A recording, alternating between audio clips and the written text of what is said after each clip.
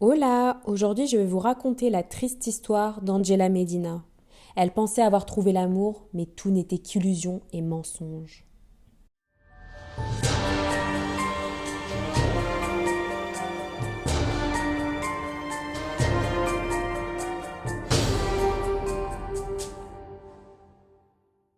Angela Eliana Medina Bales avait 22 ans à l'époque de l'affaire et vivait à Barquisimeto, au Venezuela avec sa mère.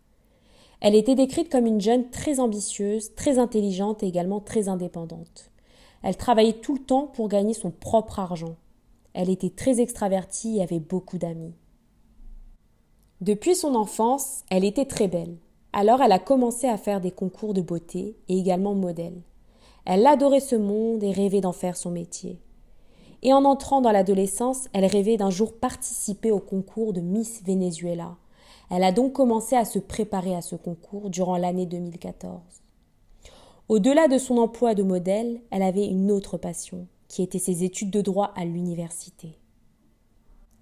En 2013, Angela a connu un garçon se nommant David Emiliano Ramirez Salazar, qui avait 21 ans. Ils se sont connus sur les réseaux sociaux, ils ont commencé à se suivre sur Instagram et ont commencé à discuter. Ce jeune homme ne vivait pas dans la même ville qu'elle. Il vivait à Caracas, qui se trouvait à 450 km de distance d'Angela. Mais David connaissait bien la ville où vivait Angela. Il avait des amis là-bas, il voyageait fréquemment pour les voir, donc pour lui la distance n'était pas un problème. Dès le début, ils ont eu un coup de cœur mutuel. Ils ont commencé une relation amoureuse à distance. Après quelques mois de relation virtuelle, David a décidé de partir voir Angela en personne. Ils se sont vus en personne et ont continué la relation amoureuse. Tout se passait tellement bien que David a décidé de déménager avec Angela, dans la maison de la mère de celle-ci. Sa mère était d'accord, elle a dit qu'il paraissait être un homme bien.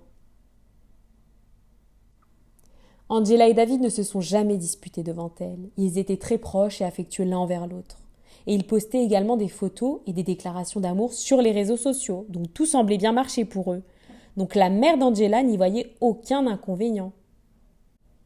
David, comme je l'ai dit, était un jeune homme de 21 ans qui était originaire de Caracas. Il travaillait comme chanteur. Il avait fait partie d'un duo musical se nommant David Owen, avec un ami à lui, créé en 2011. Après avoir quitté ce duo, il avait intégré un autre groupe pendant quelques temps, puis il a commencé à faire une carrière solo. Leur vie respective était très tranquille. Angela était satisfaite car sa carrière de modèle se déroulait bien, et ses études de droit également. David courait derrière ses rêves, devenir un grand chanteur. Mais tout a changé le 6 août 2014. À cette époque, cela faisait à peine 5 mois que le couple vivait ensemble dans la maison familiale d'Angela. Et ce jour-là, dans la matinée, aux alentours de 6 heures, la mère d'Angela s'est réveillée et s'est aperçue que ni sa fille ni David étaient à la maison. Elle a trouvé cela très étrange, étant donné qu'ils ne partaient jamais aussi tôt du domicile.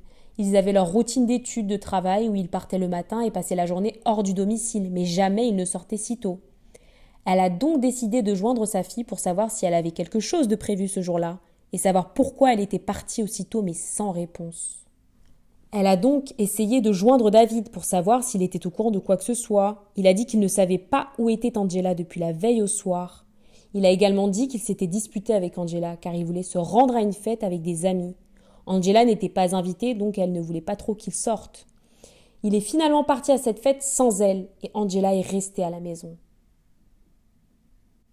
Lorsqu'il est revenu, il n'a pas vu Angela dans leur chambre. Il pensait qu'elle était contrariée, qu'il soit sorti sans elle. Il a même dit qu'il pensait qu'elle était partie dormir dans la chambre de sa mère. Donc il ne s'est pas plus inquiété que ça. Et il est allé se coucher. Et ce jour-là, il était sorti tôt du domicile, donc il ne l'avait pas vue et ne lui avait pas parlé. La mère d'Angela a trouvé cela très étrange. Elle était très inquiète, elle a donc commencé à contacter les amis de sa fille pour savoir si elles étaient au courant de quelque chose. Mais malheureusement, aucune de ses amies ne savait où était Angela. La mère d'Angela était à peine à la recherche de sa fille qu'à 7 heures du matin, elle a reçu un appel de la police pour lui notifier qu'ils avaient retrouvé le corps d'Angela, malheureusement sans vie, au bord de la route dans un champ. La police a directement pu connaître l'identité de la victime car à côté de son corps se trouvait son sac à main et dedans ils ont trouvé sa carte étudiante. Il y avait son nom complet, le nom de la faculté où elle étudiait. Grâce à cela, ils ont réussi à rentrer en contact avec sa famille. Le corps a été retrouvé à 5 heures du matin par des automobilistes. Le corps était bien visible, tout le monde pouvait l'apercevoir. Lorsque le corps a été retrouvé, Angela était nue au niveau de la poitrine et son pantalon en jean était déboutonné. Il y avait également le fameux sac à côté de son corps avec ses affaires personnelles et le corps était partiellement recouvert d'un drap. Elle était brûlée au visage, aux jambes et également au niveau des parties intimes. Elle présentait un traumatisme crânien qui a causé un saignement dans sa tête. Et la cause de la mort est due à un étranglement. Elle n'avait aucun signe d'abus sexuel. La famille était évidemment sous le choc. Ils se sont rendus à la morgue pour reconnaître le corps. La police a donc commencé les investigations et les interrogatoires. Dès le début, ils ont eu des doutes concernant David, le petit ami d'Angela. C'est très commun dans ce genre d'affaires de soupçonner le petit ami ou le mari de la victime. David était donc le suspect numéro 1. Mais dans cette affaire, il y avait d'autres facteurs qui faisaient que David était suspect. La police a interrogé les amis d'Angela et grâce à cela, ils ont appris qu'Angela et David se disputaient souvent, quelques jours avant le drame. Ils ont également vu que David avait des griffures au niveau du visage et au bras. Lors de son interrogatoire, David a dit qu'Angela et lui se disputaient beaucoup depuis quelques jours, à cause d'une ex à lui qui avait commencé à le suivre sur les réseaux sociaux. Angela s'en était aperçue et était très jalouse. Il a raconté qu'ils avaient eu une dispute la nuit de sa disparition, car il devait se rendre à une fête avec ses amis mais sans elle. Mais dans un premier temps, David a nié l'avoir tué. Mais après quelque temps, il a surpris les policiers en confessant son crime. Il a dit que quelques jours avant le crime, Angela avait commencé à recevoir des messages anonymes sur les réseaux sociaux, qui disaient que David avait des relations cachées, qu'il était en train de la tromper avec un de ses meilleurs amis. Un homme appelé Yo Albert González, c'était celui qui avait un duo musical avec David dans le passé. David connaissait cet homme depuis plusieurs années. Ils étaient très proches. Angela savait que Yo Albert était homosexuel. Elle a donc questionné David suite à ces messages anonymes. Il a tout nié, que tout cela était des mensonges. Angela a continué à recevoir ces fameux messages anonymes, qui accusaient David de la tromper avec un homme. Donc les disputes étaient de plus en plus fortes. Elle doutait de plus en plus de David. Elle se disait que peut-être tout cela était vrai. Un jour, Angela a pris le téléphone de David, et là, elle a vu des messages entre David et Yo Albert. C'étaient des messages très intimes, qui prouvaient que les deux se fréquentaient. Suite à cela, le couple a explosé, mais David continuait à nier malgré les preuves. Dans la nuit du 5 août 2014, lorsque le couple est rentré à la maison après une journée de travail-études, le couple s'est encore une fois disputé au sujet de la tromperie et de l'homosexualité de David. Mais cette fois-ci, Angela a demandé à David de partir de chez elle. Elle a donc commencé à faire les valises de David en lui disant de partir sur le champ, qu'elle ne lui laisserait plus utiliser sa voiture. David, énervé, a attrapé la tête d'oreiller et a commencé à étrangler Angela par derrière. Lorsqu'elle s'est évanouie, elle est tombée et sa tête a tapé contre la table de chevet. Et c'est à ce moment qu'elle aurait eu le traumatisme crânien. David ne savait pas comment se débarrasser du corps d'Angela. Il a contacté ses amis Yo Albert, un autre homme se nommant Victor, Marine et Mauricio Villegas. Les 3 hommes se sont mis d'accord pour aider David à cacher le corps d'Angela. Le premier était donc Yo Albert, le supposé amant de David. Victor, un ami de longue date de David, et Mauricio était le manager de David pour sa carrière de chanteur. Ils étaient tous très amis depuis plusieurs années. Ils se sont donné rendez-vous sur un pont de la ville. David a donc mis le corps d'Angela dans sa propre voiture et s'est rendu sur le pont. Et là-bas, il a rejoint ses 3 amis. Ils ont mis le corps d'Angela dans la voiture de Mauricio et se sont rendus sur le bord de la route. Là-bas, ils ont extrait le corps du véhicule et ont mis le feu à la fameuse tête d'oreiller qui a été utilisée pour commettre le crime. Et ils ont lancé la tête d'oreiller enflammée sur le visage d'Angela. Puis, ils ont mis le feu sur un autre bout de tissu et l'ont balancé sur ses parties intimes. Leur intention était de brûler le corps tout entier pour qu'il n'y ait aucune preuve. Puis, ils sont retournés dans leur voiture et chacun est rentré chez soi. Suite à cette confession, David a immédiatement été arrêté et les autres complices étaient recherchés, mais ils ont été vite retrouvés et arrêtés le jour suivant.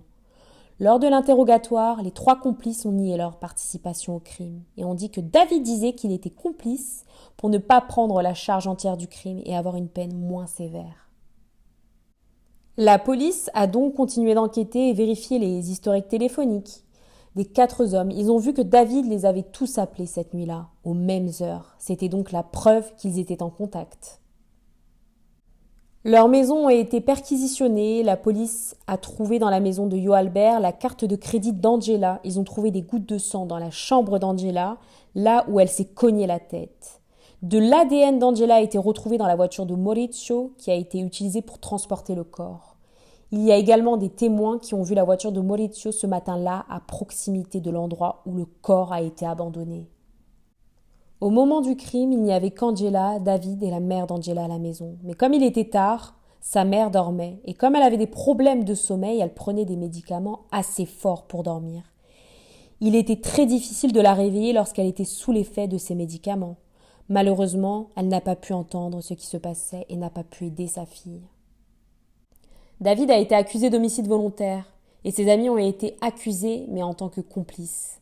En 2015 a eu lieu la première audience et David est revenu sur ses paroles. Il a dit qu'il était innocent et qu'il avait été torturé pour confesser le crime. Que ni lui ni ses amis n'avaient commis ce crime, que la vérité était l'histoire qu'il avait racontée dans un premier temps, c'est-à-dire qu'il était simplement allé à une fête avec ses amis et que lorsqu'il est rentré à la maison, il n'y a pas trouvé Angela. La police à cette période avait déjà toutes les preuves contre David et ses amis. En février 2021, le jugement de David a eu lieu. Il a été déclaré coupable d'homicide volontaire, qualifié pour motif futile et trahison et a écopé d'une peine de 29 ans de prison. Les 3 autres hommes accusés de complicité sont encore en attente de leur procès. Merci d'avoir regardé la vidéo. N'hésitez pas à laisser un commentaire pour savoir si vous connaissiez cette affaire et si elle vous a intéressé. N'oubliez pas de liker et vous abonner pour être alerté de la prochaine affaire.